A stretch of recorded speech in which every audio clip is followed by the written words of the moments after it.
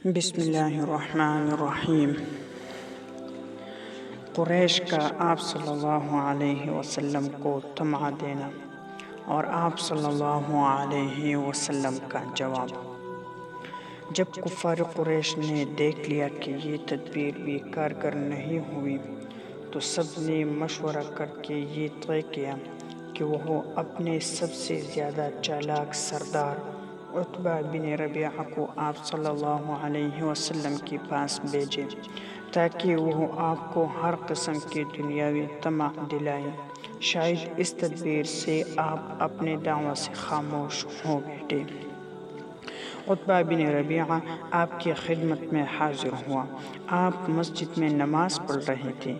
پاس جا کر کہا، بھتیجے، تم حسب و نسب کے اعتبار سے ہم سب میں بہتر ہو، اور اس کے باوجود تم نے اپنی جماعت میں ایک تفریق ڈالی اور ان کے معبودوں کو اور ان کو برا بلا کہا، ان کو اور ان کے آباء و اجداد کو جاہل ٹھہرایا۔ تم آج اپنے دل کی بات کہہ دو۔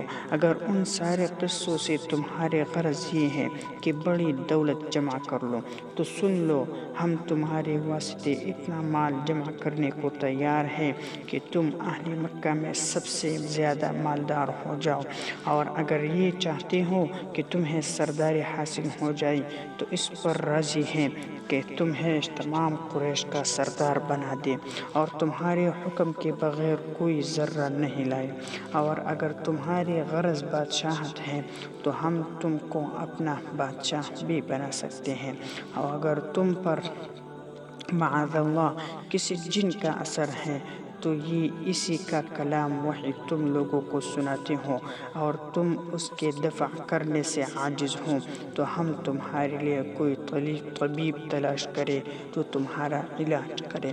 جب عتبہ اپنے کلام سے فارغ ہوا تو نبی کریم صلی اللہ علیہ وسلم نے اس کے ساری داستان کے جواب میں صرف قرآن کی ایک سورت سنا دی، جس کو سن کر عتبہ ہکا بکا رہ گیا اور اپنے قوم میں واپس آ کر کہنے لگا کہ خدا کی قسم، آج میں نے ایسا کلام سنا ہے کہ اس سے پہلے اپنی عمر میں کبھی نہیں سنا تھا۔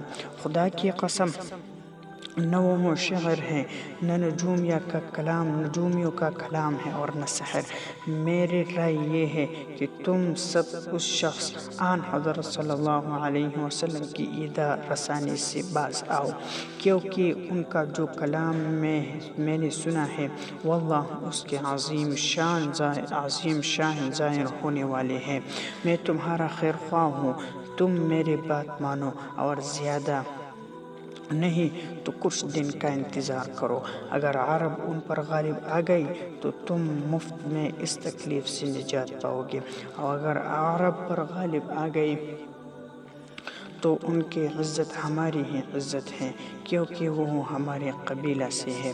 قریش اپنے سب سے زیادہ ہوشیار سردار کی یہ باتیں سن کر حیرت میں رہ گئے اور یہ کہہ کر جان چھڑائی کہ اس پر محمد صلی اللہ علیہ وسلم نے جادو کر دیا۔ جب قریش کا کوئی حیلہ کارگر نہ ہوا تو اب نبی کریم صلی اللہ علیہ وسلم کے ساتھ آپ صلی اللہ علیہ وسلم کے صحابہ کرام رضوان اللہ علیہم اجمعین اور متعلقین و اقرباء کو بھی ستانا اور طرح طرح کے ایذائیں دینا شروع کی۔ حضرت بلال رضی اللہ عنہ اور کچھ دوسرے صحابہ کو سخت ایذائیں دی گئی۔ حضرت عمار بن یاسر کی والدہ ماجدہ اسی بنا پر نہایت دردناک طریقہ سے شہید کی گئی۔ ان کی شہادت سب سے پہلا واقعہ شہادت ہے جو اسلام میں پیش آیا۔